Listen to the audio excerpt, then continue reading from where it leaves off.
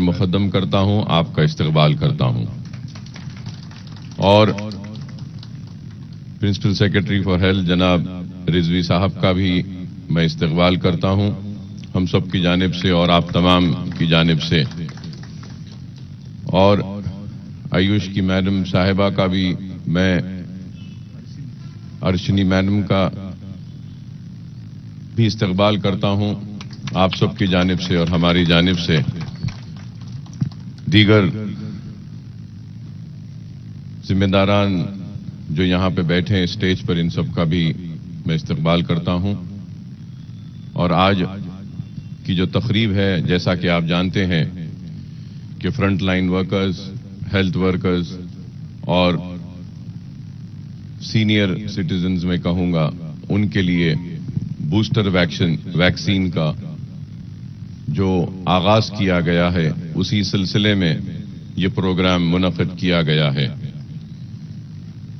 और सारे हिंदुस्तान में रियासत तेलंगाना वैक्सीनेशन के प्रोग्राम को बहुत ही कामयाबी के साथ सक्सेसफुली इसको लेकर चल रहा है, जिसके लिए मैं समझता हूं कि सारे हमारे हेल्थ डिपार्टमेंट को मुबारकबादी देता हूं मैं अपनी जानिब से और आप सब की जानिब से, और आवाम से ये अपील करता हूं कि आप एहतियात बरतें, मास्क लगाएं, सैनिटाइजर का इस्तेमाल करें, सोशल डिस्टेंसिंग भी जितना हो सकता है मुमकिन करिए, और उसके साथ ही साथ वैक्सीन लीजिए।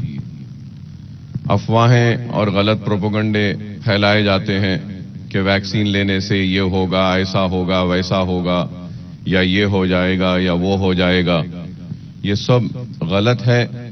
अगर आपको कोविड को शिकस्त देना है, कोविड से महफूज रहना है, तो वैक्सीन लेना इंतहाई जरूरी है। और जो वैक्सीन लेगा उसका मतलब ये नहीं है कि आप कोविड से बच जाएंगे, लेकिन ये जरूर है कि अगर कोविड होता है तो हॉस्पिटलाइजेशन शायद जरूरी ना हो, और अगर आप वैक्सीनेटेड रहेंगे तो शायद आपकी जान को बचाने में डॉक्टर्स कामयाब होंगे। तो इसलिए ये जरूरी है कि हम वैक्सीन को लें।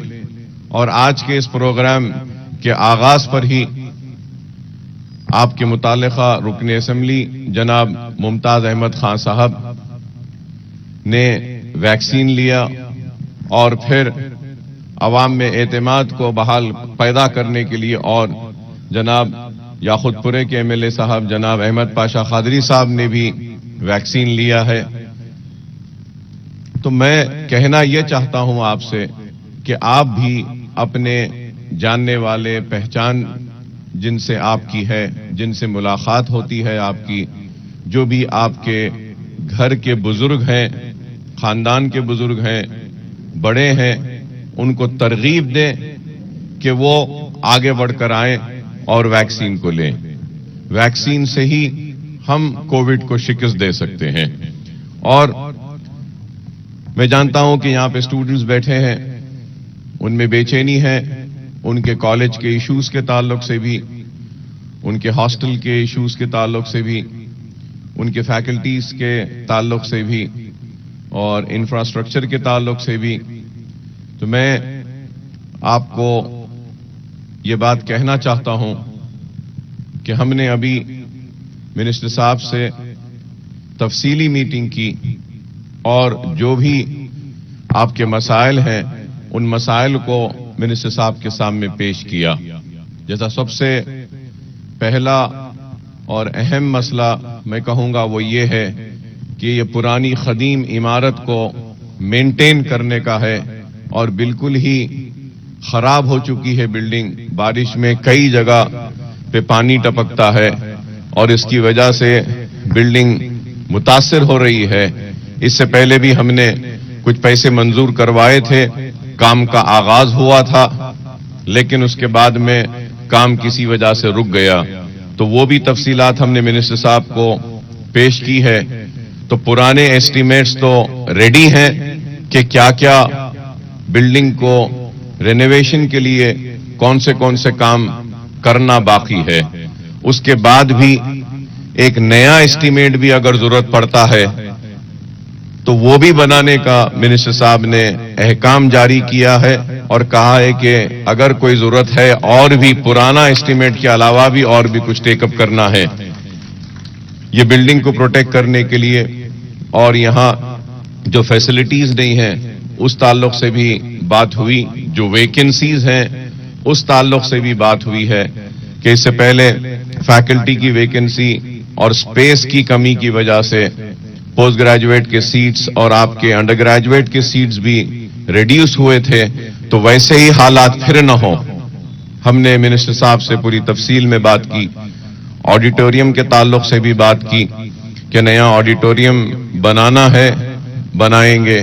اور پھر بوائز ہاسٹل کے تعلق سے بھی جو یہاں پہ ادھر اس بلڈنگ میں ہے, بوائز ہاسٹل کے بارے میں بھی بات ہوئی ہے, تو بوائز ہاسٹل کو بھی امپروو کرنا ہے. سیکیورٹی کا جو آپ کا معاملہ ہے اس تعلق سے بھی بات کی گئی ہے.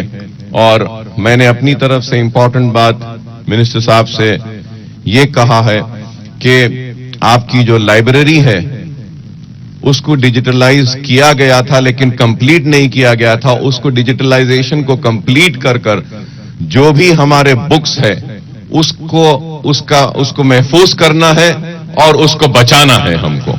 اس تعلق سے بھی منسٹر صاحب نے نوٹ لے لیا ہے اور تفصیل جہاں پر بھی پرنسپل صاحبہ نے بھی ایک پورا ریپرزنٹیشن بنا کر دیا ہے کہ کون سے کام کروانے ہیں.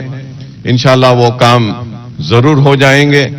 آپ لوگ مطمئن رہیے اور ہماری بارہا کوشش یہی رہی ہے کہ یہ جو تعلیم کا نظامیہ طبی کالج میں طبی تعلیم کا جو اردو میڈیم میں جو یہ ہوتا ہے اس کو باقی رکھیں, اس کو زندہ رکھیں اور اس کو آگے بڑھا کر اور لے جائیں.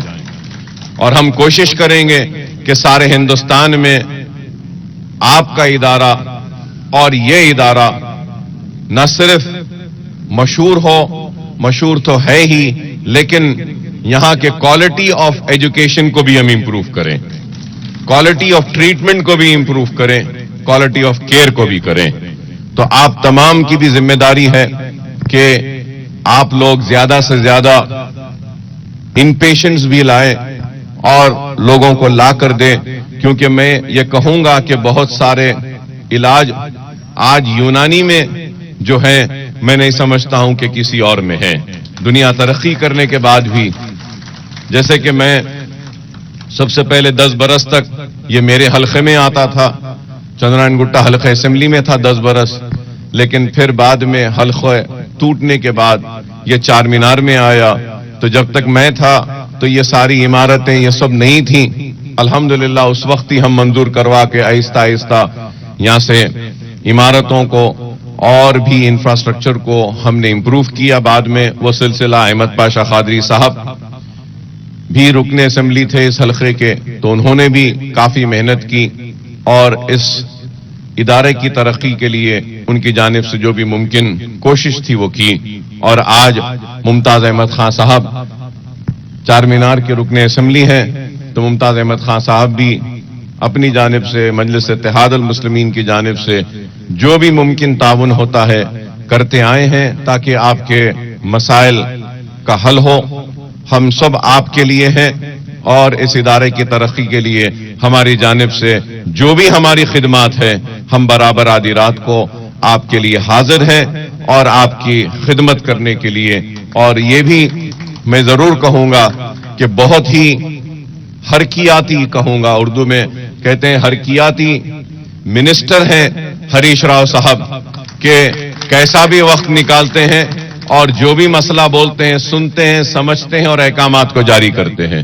مجھے امید ہے کہ یونانی میڈیسن میں بھی ہریش راؤ صاحب کا تعاون رہے گا اس کی ترقی کے لیے اور آپ کے ادارے کی ترقی کے لیے. میں آپ تمام کا پھر سے بے حد ممنون ہوں, مشکور ہوں, اور میں پھر سے اہلیانہ نے پرانے شہر، مجلس اتحاد المسلمین اور میرے ساتھی اراکین اسمبلی، نظامیہ طبی کالج کے سٹاف، سٹوڈنٹس کی طرف سے آپ تمام کا، ہریش راؤ صاحب کا، پرنسپل سیکرٹری صاحب کا اور میڈم کا اور سب کا استقبال کرتا ہوں، اور پھر سے یہ اپیل کرتا ہوں کہ ویکسینیشن پر توجہ دیجیے، آپ ماسک لگائیے،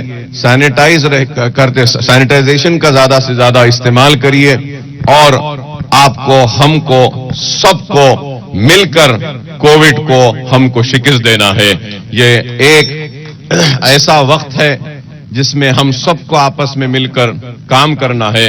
قابل مبارکباد ہیں front line workers, nursing staff, doctors, سب کا، جو لوگ یہ کووڈ کی لڑائی میں آگے بڑھ کر کام کر رہے ہیں، میں ان تمام کا بھی شکریہ ادا کرتا ہوں، اور اللہ سے دعا کرتا ہوں کہ اللہ سبحانہ وتعالی آپ کو، ہم کو، ہمارے عزیزوں کو، ہمارے بزرگوں کو، سب کو اس کووڈ سے محفوظ رکھے۔